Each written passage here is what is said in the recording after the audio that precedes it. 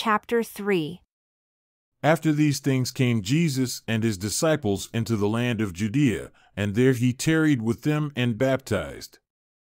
And John also was baptizing in Aenon, near to Salim, because there was much water there. And they came and were baptized, for John was not yet cast into prison. Then there arose a question between some of John's disciples and the Jews about purifying. And they came unto John and said unto him, Rabbi, he who was with you beyond Jordan, to whom you bear witness, behold, the same baptizes, and he receives of all people who come unto him. John answered and said, A man can receive nothing except it be given him from heaven. You yourselves bear me witness, that I said I am not the Christ, but that I am sent before him. He who has the bride is the bridegroom. But the friend of the bridegroom, who stands and hears him, rejoices greatly because of the bridegroom's voice.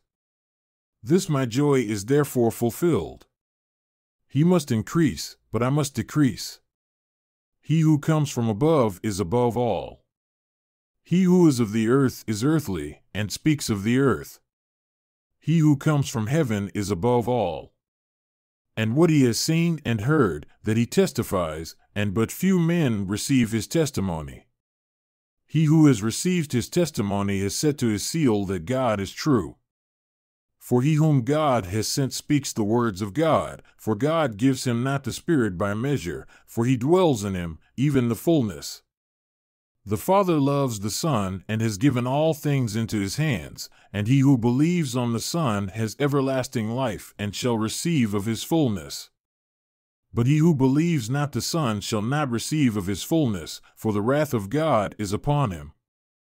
When therefore the Pharisees had heard that Jesus made and baptized more disciples than John, they sought more diligently some means that they might put him to death. For many received John as a prophet, but they believed not on Jesus. Now the Lord knew this, though he himself baptized not so many as his disciples, for he suffered them for an example, preferring one another.